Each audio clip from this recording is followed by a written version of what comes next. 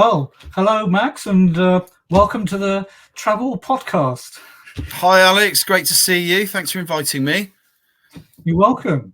And well, this podcast is all about travel. So, we're just going to be having a nice chat today about your experiences and interaction with travel. So, I guess I should start by asking you, how travel impacts you in your life at the moment. Okay, interesting question. I love traveling. I started traveling quite a bit with my parents, like a lot of people do, for holidays, and did all the sort of Euro camps and French holidays and over on the ferries and things like that.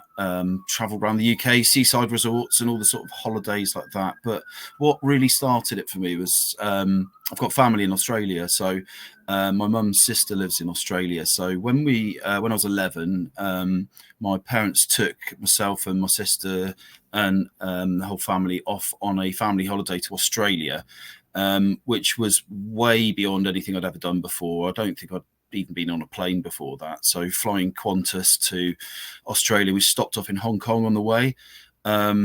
And I think at the time I made it my mission to have a cheeseburger in every single country I landed in. But it was just fascinating for me, just the culture difference. I think, people talk about culture shock when you get to a different place and it's so different that nothing is familiar. And you then have to your brain has to kind of deal with that. And I found that experience fascinating for me. It was so sort of visually, mentally stimulating. So Hong Kong really blew my mind. And I think it was just before they handed it back to Chinese rule. I can't remember what year that was, 92 maybe. But that was what really inspired me and really sort of started me off with a real love for traveling. And that's sort of gone into my career. I've been in sales for many years now, and that's meant I've traveled pretty much all over the world, certainly all over the UK, and a lot of it on my own. So I'm a real advocate for traveling on your own and experiencing things on your own and finding your way when you're out on your own and seeing how resourceful you can be. So yeah, that's hopefully a good intro for you on that side of things. So you said it had a tremendous impact on you on many different levels. Did it change the way you view the country of your birth? That's an interesting question. Yeah, absolutely. Because I think it's really, you can be really insular and really institutionalized into the way that the UK works or the way your country works. And, I grew up in rural Wiltshire from a place called Trowbridge. So, that is inherently tribal. There's a very tribal kind of insular mentality there that I kind of love, but and I love all my friends and all the family from Trowbridge, but it's a very different sort of place. A lot of people I know, a lot of friends, with all due respect, probably haven't left the county. Some of them definitely haven't left the county ever. So there's that whole world you're institutionalized into, and as soon as you step outside of that and you meet people from other cultures, you see other cultures, and it for me, that's mind-blowing. I love meeting other people. Love meeting new people, new relationships with new people from different walks of life, and understanding their journeys and where they've come from, and understanding new cultures. So it completely gave me a new perspective on the UK and on British people and how they how they are, and some of those things. I think football, drinking culture, some of those things I've kind of have absolutely got involved in. Sometimes you can't help yourself, and some of those things I love, but you see the perception of how perhaps British people are perceived by the rest of the world in some of those kind of settings, and can make you a little bit embarrassed sometimes about how we're seen. And I'm keen that I'm not tarred with the same brush as that, and want to be a bit more global in my thinking. So I've definitely tried to be aligned with the thinking of people from other walks of life, other nations, other cultures, and be inspired by that. So you mentioned that you like meeting other people. So would you say, who was kind of like the first person or the first experience that really made you think, wow, this is something I'll never forget, or something you've never forgotten. Wow. Oh gosh, there's been so many people along the way. I mean, I think it probably started with, um, for me, the sort of traveling on my own and finding my own way really started when I started going on holidays with my friends. So we started going to places like Ibiza and Mallorca, and I've got a deep love for electronic music, dance music. So Ibiza was incredible for me, and also Glastonbury Festival. I think I've been to Glastonbury Festival 14 times, and that was another thing where you're going off with your friends with your tent, and you travel somewhere, and it's all a bit of a big unknown, and you've got to fend for yourself. And at that age, I was probably 15 the first time I went, so it was kind of, how do I feed myself? How do I survive? What if I run out of money? No one's going to help me. And it's sort of, I started to meet people along the way there that helped me on the journey, inspired me to know that this is your life, this is what you're doing it, you're in it right now. And they would talk to me about where they'd been, and these exotic places, like where people have been traveling in Thailand, or out to India, or they've been to Australia backpacking. And you start to sort of 15, 16, 17, you start to hear about these places. And that's when you get the gap year travelers and going off on those sort of things. Now, I didn't do that. I went to university and did a music degree, and I was based at my parents' house because rather than spend money on rent, I wanted to spend it all on synthesizers. So I basically spent all my student grant on electronic music equipment, and stayed in my parents' house writing music. So I missed out on doing the gap year traveling and sort of doing that side of it, where I had a lot of friends that went off to Thailand and things like that. So I didn't really meet anyone that would inspire me on my travels as such until I got a little bit older, I think, and got to meet more friends that had traveled more, and that inspired me so much. I mean, my best mate is an international sales director, and he has racked up huge points, air miles points and things like that, and so has taken me out with him to traveling to places like Austin and New York, New Jersey, Ibiza. I mean, we've been to some incredible places: Grand Canyon, Las Vegas. So I'd say my best friend Dean has probably been the biggest inspiration for traveling for me, because he travels so much for his role, and has then really kindly taken me with him on some amazing places. That's been hugely inspiring for me. That's probably been in the last sort of 3-4 years that I've done the most amount of that kind of traveling, I suppose, out to America and things like that. So that's been probably the most inspiring person along the whole of the journey. At the start of it, too many to mention. I think there's so many people from the past that have probably said something to me that have made me think, I want to go and do that. So, and then I've ended up doing it, and it's sort of, you're not quite sure who put that thought in my head, but here I am doing it. And that's where you get that inspiration from, I think, along the way, isn't it? Yeah, it's kind of cumulative, isn't it? When you meet people who, as you say, along the way, you either meet them because of the journey, or you meet them on the journey. Yeah.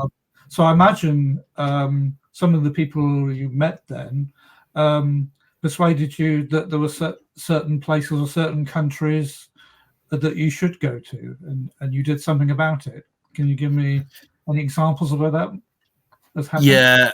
Again, I think it's America. America's been probably the most inspiring place for me. And again, with Dean, I've been out there 3 or 4 times now. But Austin was really the place where we both have a big love for comedy. We love American comedy. We love all of the American comedy heroes, going right back to sort of Eddie Murphy and Richard Pryor and stuff like that. And really, I think Joe Rogan, where he's had his podcast going for so many years, he's on I think nearly episode 2000 or something. He's had a lot of those new comedy heroes on there. He's opened up his new comedy club called the Comedy Mothership in Austin. And that was a big inspiration for us to go out there and go out to the comedy club and see some of that American comedy live.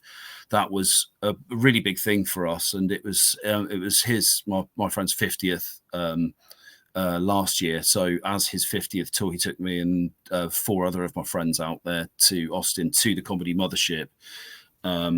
We saw a show called Kill Tony, which is a show where they basically they have a load of budding comedians waiting out the back in the wings. They pick names out of a hat.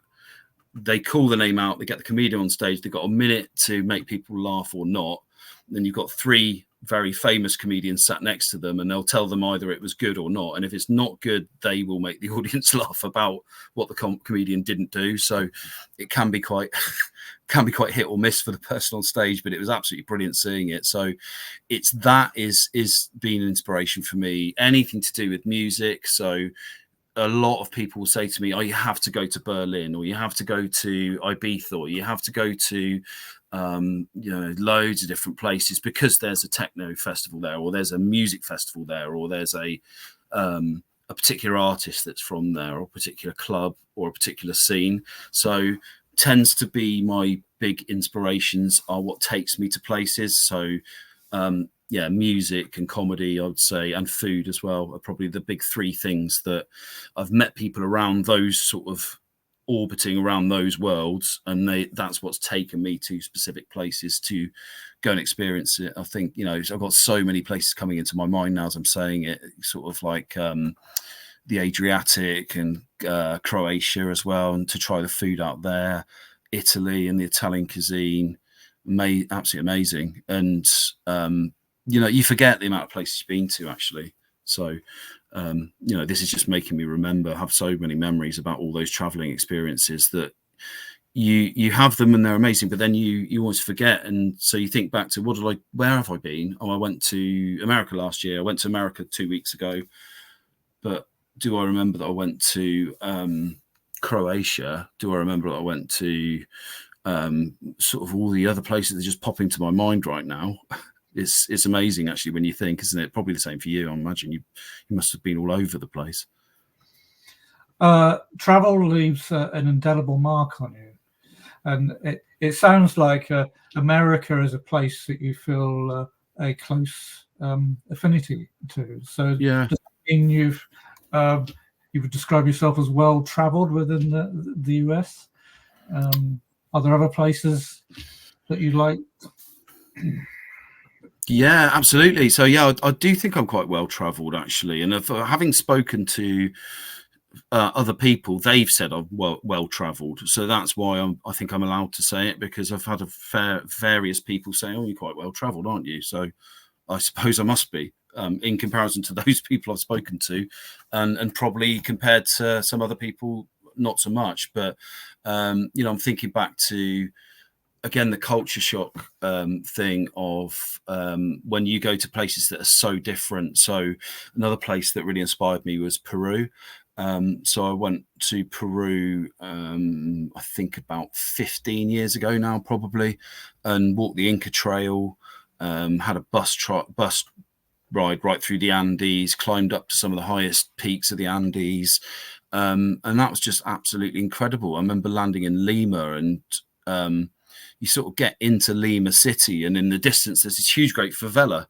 So I've never seen anything like that. I've never seen a favela before, where there's just literally shanty towns and shacks built on the side of a hill, with places that are just completely no-go areas. And I remember walking down the high street, going to a shop and just holding onto my wallet and holding onto my pockets, thinking someone's going to jump out and rob me straight away.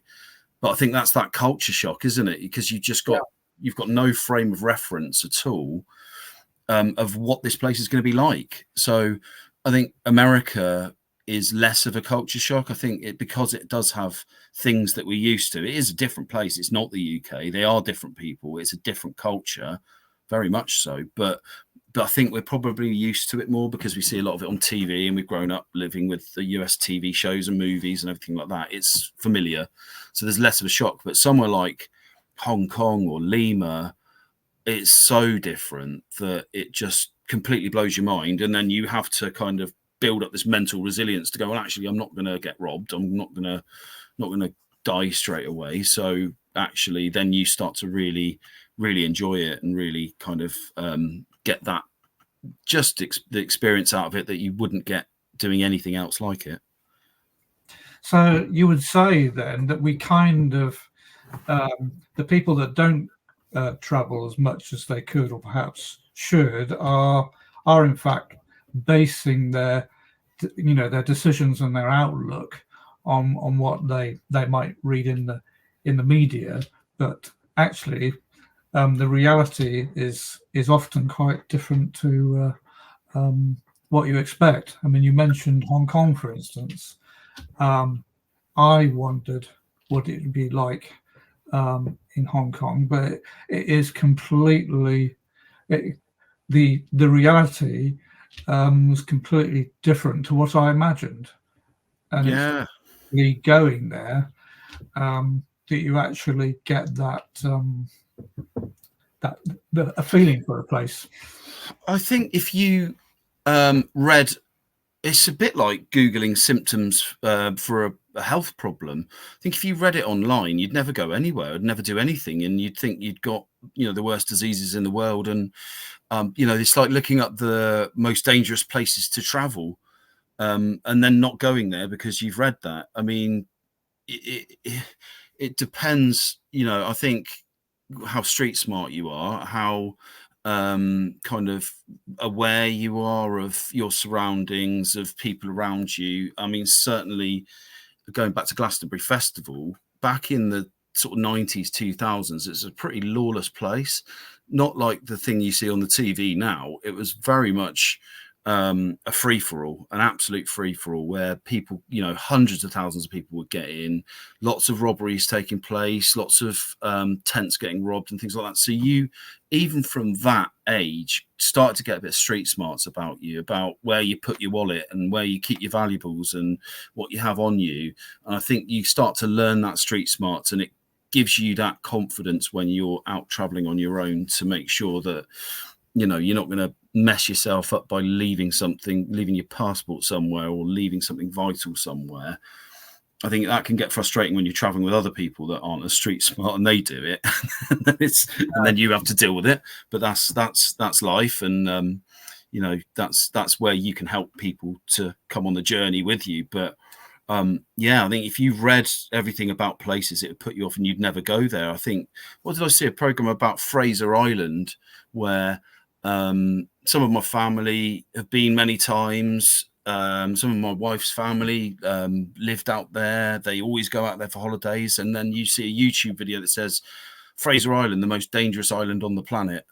And, if you watch that, you'd never go there because basically the video says that everything on that island is trying to kill you, from the sort of stonefish in the water to the spiders and the snakes in the jungle and the plants and God knows what else.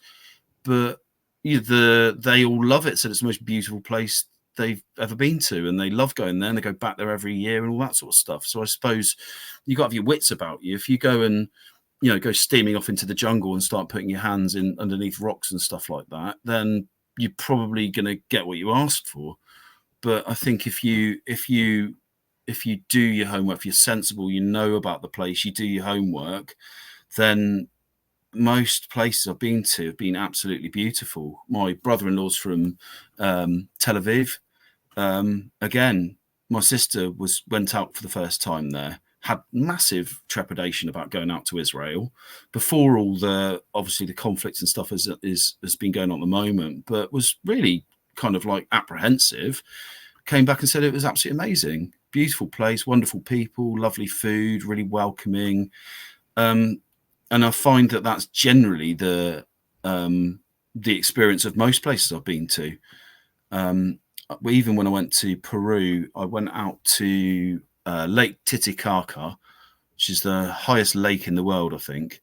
And out on the lake, there are indigenous tribes that still live out on the islands. So they took us on a boat trip out there and just left us on one of the islands and stayed with one of the families for an evening. slept in their house, and literally sat around in this little shed with the whole family on the floor, the babies in the corner of the shed, all cooking around this cooking pot. No, none of us we could all communicate by sort of sign language and nodding and smiling, but obviously language was completely different. But we all had a great laugh, had a lovely time. It was wonderful getting to know those people, and they're just like me and you. They're all humans. They're all, want to experience happiness and love and go through this, challenges and trials and tribulations that everyone else does, in their own way, in their own situation. But most people are pretty much, trying to achieve the same things ultimately. And I think you find that when you go out and meet them. Yes, I bet.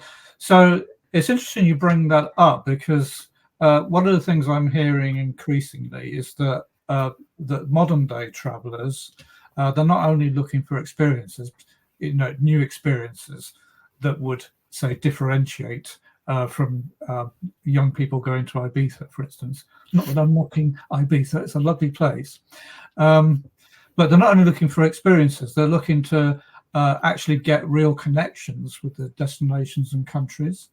And there are even some people, like the experience you've just described in Peru, that are actually looking to make an actual connection and even form some sort of relationship with the people who lived there permanently. Yeah. I mean, on your travels, have you seen more opportunities like that, or is it, or do you think at the moment it's something you still have to go and look for? Yeah, you got to look for it, but that's it's almost a challenge for me where, as I said, I love meeting new people and making new friends and getting to know people. So I'm very much the sort of person that on the Peru is a 3-week guided tour, but the guide was, I think he was about maybe 2 or 3 years older than me, from Argentina, and knew all the places to go, knew everything. So I wanted to make friends with him straight away. I was straight away latched onto him. I was like, right, okay, you're the guy that I need to be friends with because you know all of the places to go. So I think it's making a proper friend in that knows the local culture, that knows the places to go, that knows how things really work. That's how you sort of get there. So you need that. I mean, it's the same in the UK, same in a different town. You need to know the people who are the sort of movers and shakers, and who can get you, who really knows the sort of ways around to get things. In Las Vegas, it's the limo drivers. So once you get a limo, you start talking to the limo driver, and then you find out that they know all the best places to go, and they can take you different places, and they'll go, oh no, don't go there because they'll do this to you. Go to this place and ask for this person and they'll sort you out with this. And that's, I like to get into the sort of under the main culture, under the main touristy kind of bit where they're just trying to make money, and into the subculture a bit more to find the real people, to find it's generally the workers, generally the people who are working the jobs around there. I think depends on your background, I suppose, but I like to get, I like to speak to the real people, the workers, the people who are behind the scenes, and go, how does it really work here? And then what do I need to do to avoid the sort of tourist trap bit and get under the skin of the place and into the real culture?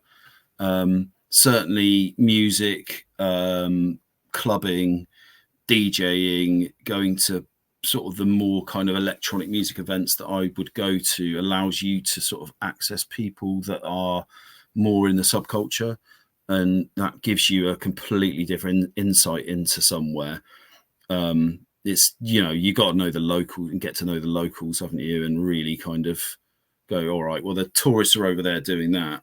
What do we do? What do people really do around here? So that's probably where I get more excited. Yeah, I think travel can be a lot more interesting, Max, when you take that mindset, because it's very easy to stick into Google, give me the top 10 things to do at that destination. But of course, it's what everybody else is doing. And I had this really strange experience. Well, it wasn't strange. I kind of expected it. I was in the city of Melbourne. I there were certain tourist places I wanted to go to, but I like you. I think I like to go and look at the more interesting places. And because Australia is such a large place, oh, well, as America is too, it wasn't difficult to go off the beaten track and yet still feel like you were, you could move around freely. So that's very interesting. All right, well, let's change tack a little. I just wanted to ask you next about, as a person who travels a bit, how much do you think you depend on it? And what advice would you give to people that do travel? Okay. So I have been in a various different, I guess, sales, business development, sales management, consultancy, speaking, sort of more business speaking, hosting events, presenting at events, right back to when I started sort of in a field sales role that was based on traveling. So I've always been in a role that's had an element of travel associated with it. And I actually really love it.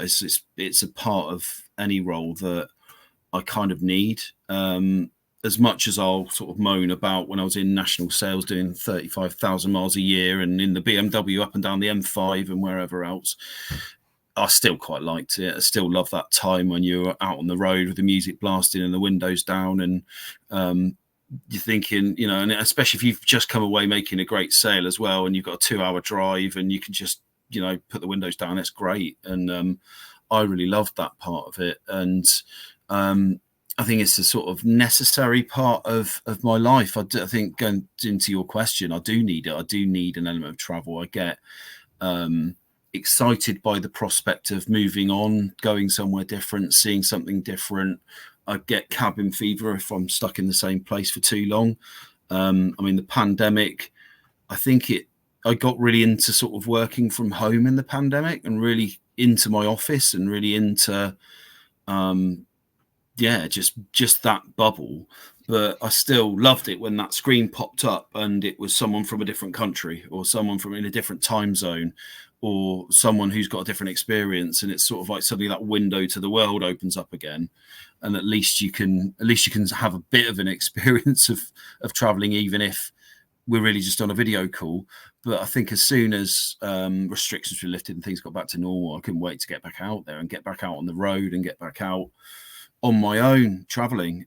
There's a lot to be said for, I think it's isn't it? I think, I don't know if it's airports and somewhere else where people are at their least kind of aware. So, it's like when you're with a family, sort of with a big suitcase traveling around, it's much harder. But I think when you're traveling light, when you've got, you're already checked in, you've not got any hand luggage, and you just go in and out through security and round, and you've got it all set up, and how to get through fast track and all that sort of stuff, and you've really got it nailed.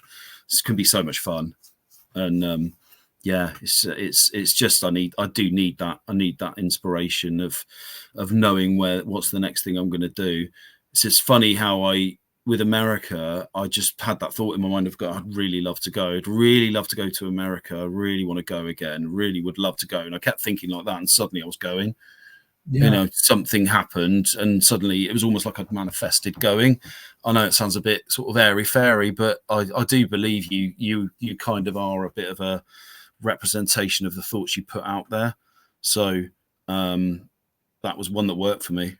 Certainly thinking about traveling more, and suddenly I'm doing it. So. Yeah. It sounds like you like planning journeys. Are you that sort of person who kind of like, once you've made that decision, you've yeah, very much so. I'm doing it all the time. So, even with my job, I'm doing it. I think I've slept in 6 different beds in the last 6 nights.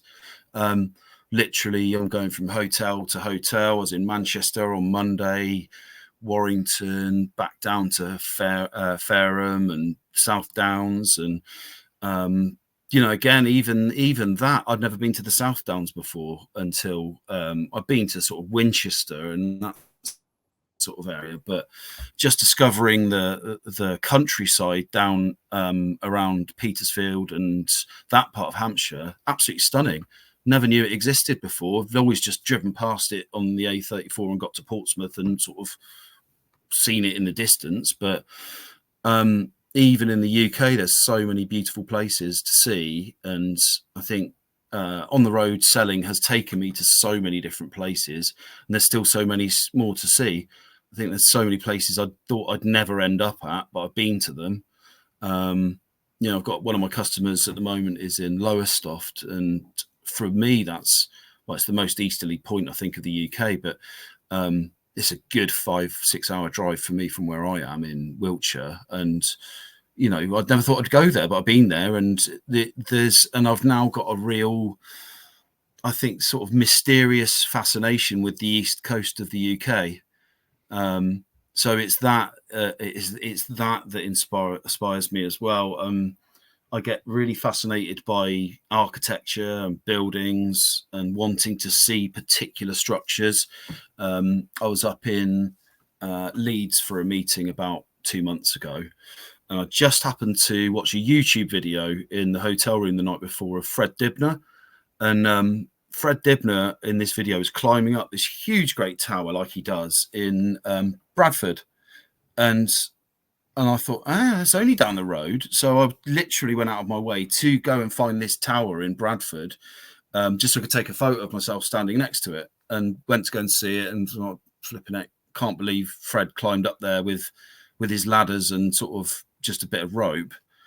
And the thing was massive, but incredible to see it. So I just get constantly fascinated by buildings and structures and architecture, and I'll regularly, if I'm in that part of the world, go out of my way to go and see something that has inspired me. That like a statue, Angel of the North was another one where I went out of my way to go and see that and stand next to it, and it's just fascinating. Oh, there's incredible diversity in countries, aren't there? Yeah. I was based in South Oxfordshire for 50 years, and I think the week I left, I discovered somewhere I hadn't been to. And you think that when you live in a place, you know every inch of the place, but in reality, you don't, do you? I mean, Not at all. And it happens to us constantly, and I think that's definitely one of the joys of travel.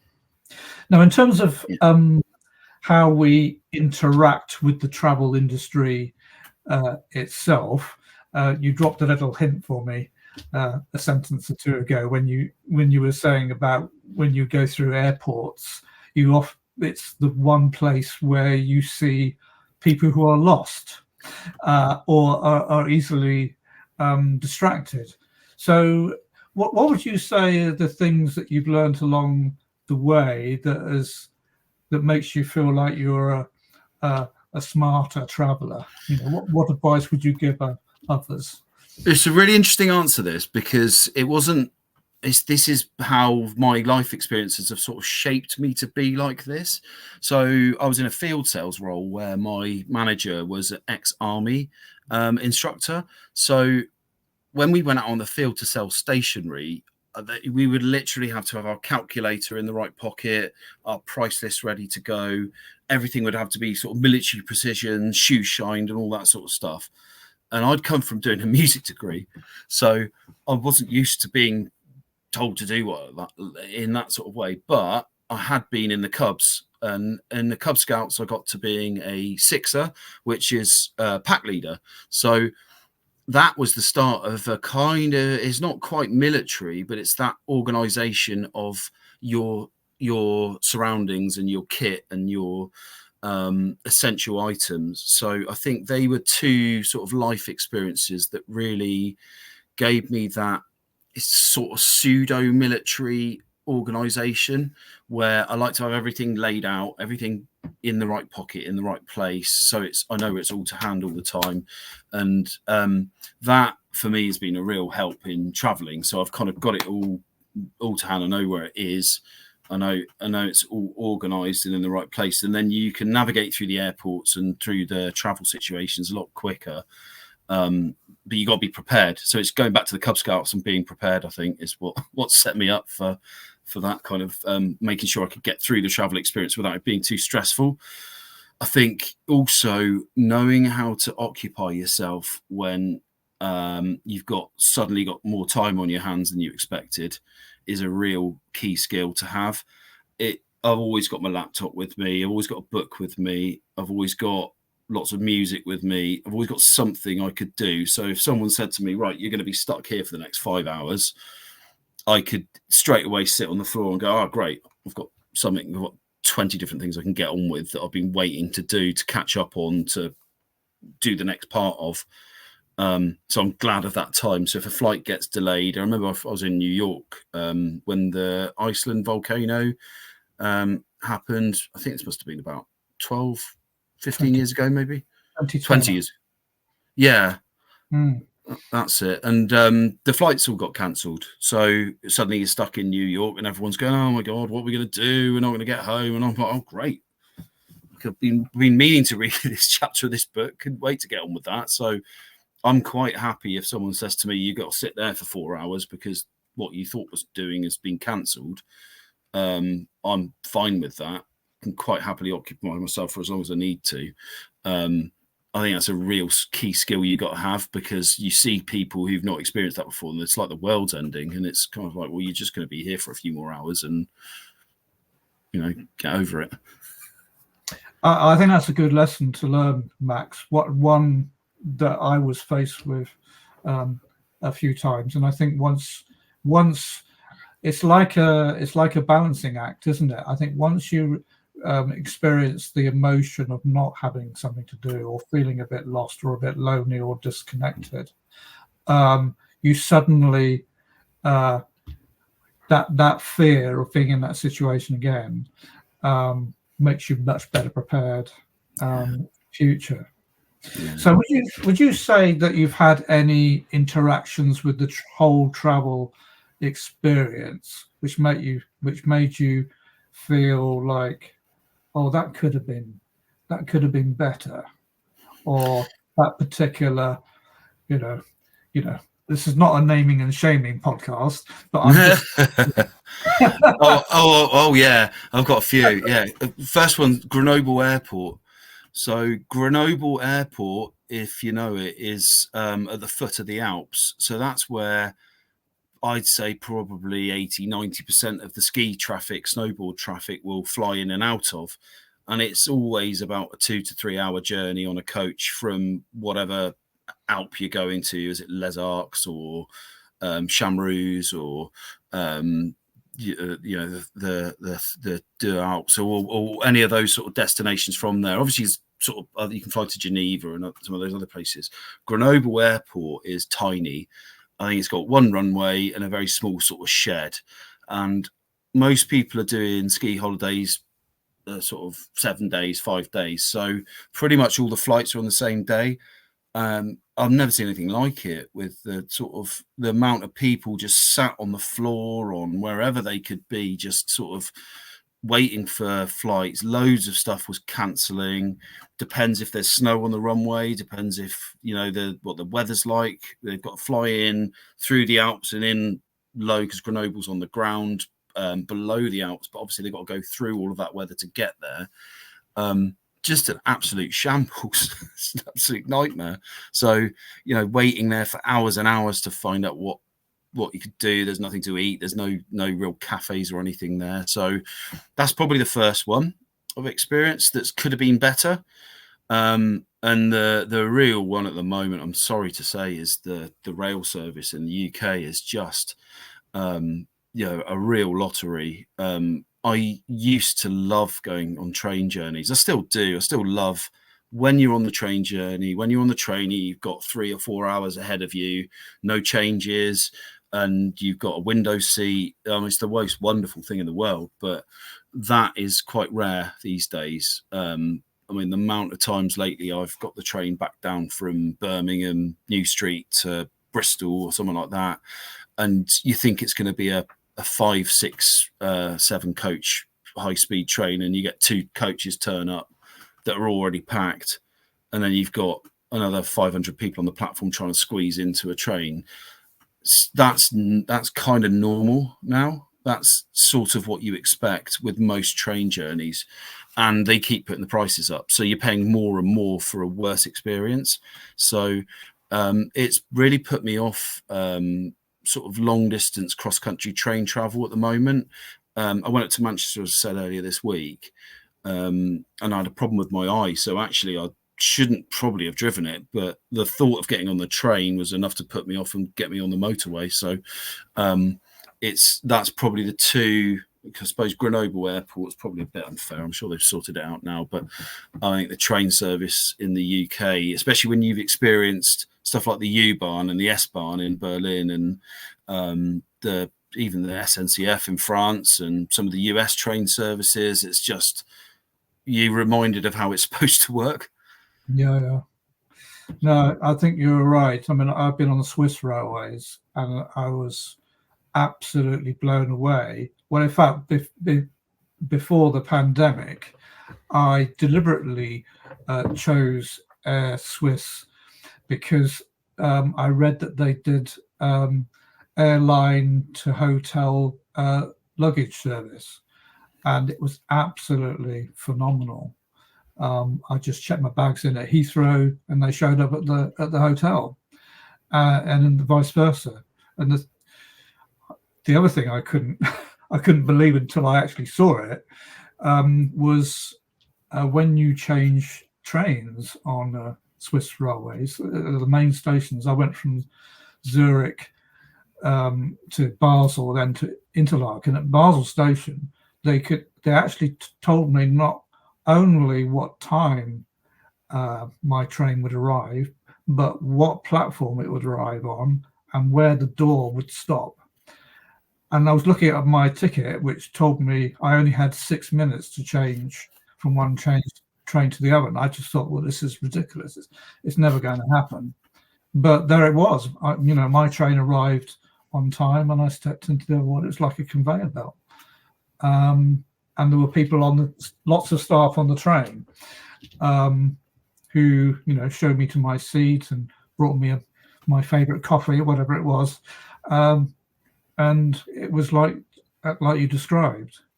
So I had this silly thought. I don't know if it's true or not, but I often wonder what the railways in the UK would be like if they were run by an airline. Interesting. Yeah. Change. Interesting. Yeah, I mean, it depends which airline, doesn't it? So, as you were saying that, and I was thinking of other experiences. I was thinking of my friend Dean, and who travels in America a lot, and the experiences he's had. And I think that's another problem where it could be better, is the internal US flights seem to suffer with a lot of overbooking and cancelling. So he was flying in from Newark to go to Austin, and the connecting flight had an hour difference in it. And he said that I need to cancel it and get a different flight because there's no way it's going to happen. And I was like, really? What, with an hour? And he said, no, it just won't. It's just not worth stressing about because it will go wrong. Too much experience of travel to know that an hour difference from Newark just to get from one gate to another, because you have to go through security, obviously, to even if it is an internal connecting flight, was too much.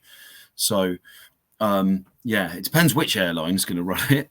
I mean, maybe some of the better ones. I mean, that could be fantastic, and I'm sure it can't cost that much more. I mean, this seems astronomical, the pricing for rail anyway these days. So, for what you get, I'm all for it. So, yeah, if you can think of one that can take over, I'll Well, I thought we'd finish up by I'd ask you a few questions about the future of travel. So I guess it's a two-parter. What do you think travel is going to look like, say, in 10, 20 years' time? And what would you like it to look like? Okay. Someone said to me yesterday that they've legalized driverless cars, or they've allowed the function with a Tesla for autopilot to be switched on in California now. Okay. And I think it's coming. Apparently, it's illegal, but the function exists on a Tesla in the UK, but it's illegal to switch it on.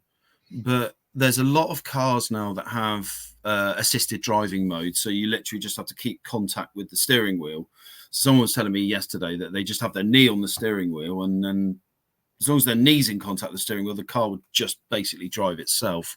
So I think that's probably it's definitely going to be the future of travel. Is going to be more automated, driverless trains, driverless, I don't know if I have driverless planes, but certainly driverless cars, taxis, that sort of thing, where you don't necessarily need a human being driving it. And in fact, if you think about human error being the cause for a lot of accidents, a computer will be able to gauge distances and speed and when to stop when there's an accident, see things coming probably a lot more than a human will, once the AI and the structure and the software is built the right way and refined. Then by rights, a computer controlled car should be more accurate than a human being, unfortunately. So that probably is the future of travel, is more automation. It's happening everywhere else. So I don't see why it would be any different in travel. Things will be more automated. Things will be more AI driven, I would imagine. So there'll be more technology that comes into travel. Hopefully that should make the experience better. That's the reason for it, isn't it? Really, it should be a more seamless experience, more safer, faster, more efficient. Yes, I think there are many different directions travel can take us, but hopefully the ultimate experience of travel will remain the same. Having gone around one or two museums, the way we travel has changed enormously, but the reasons we travel haven't changed that much. So when it comes to podcasts, Max, I'm not the only one who runs a podcast around here. You have one yourself, don't you? What do you talk about, and what's it called? Thanks, Alex. So I do a podcast called the Global Business Insights podcast, and I've been running that for about a year and a half with my co-host, a lady called Charlotte de Brabant, who's an incredibly inspiring individual. She first inspired me when she told me she got up at 4 a.m. to learn Mandarin. But she is also a global speaker. She was doing around 80 speaking gigs a year. So on stage, speaking to global audiences about procurement and supply chain mainly. I met her when she was at Amazon Business, and we did our first podcast together where we were both jointly brought on as guests. We met over that and said, look, there's energy here. We need to do more of this between us. We need to co-host and start bringing on people. So we are really interested in inspiring leaders and inspiring business professionals, and hearing their story and hearing where they've come from and how they've overcome adversity to get to where they are now, wherever that may be. And generally, they will all have achieved some form of success, some form of challenge, some form of journey.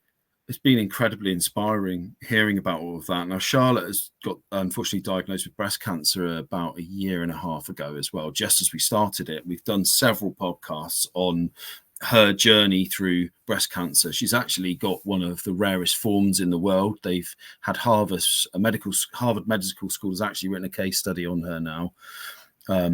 Throughout that, she's continued to work in her full-time role. She's continued to go to the gym every day. She's continued to do the podcast with me on a regular basis. So that has been hugely inspiring for me alone, just to see her energy and enthusiasm for this, despite what she's been going through. And it really is quite humbling to see that. So just on a human level, just to work with her has been incredibly inspiring for me. But then some of the guests we've had on there, I mean, yourself included, you've been a guest in there, and your podcast did some really good numbers for us. So it's obviously well received by our listeners. And some of the other people we've had on there, we had Bobby Seagull from Eggheads and BBC fame. Amazing, incredible inspiration. People from all sorts of different business sectors, recruitment, headhunting, technology, AI specialists from Harvard, all saying, well, how did you start? What did you overcome to get here?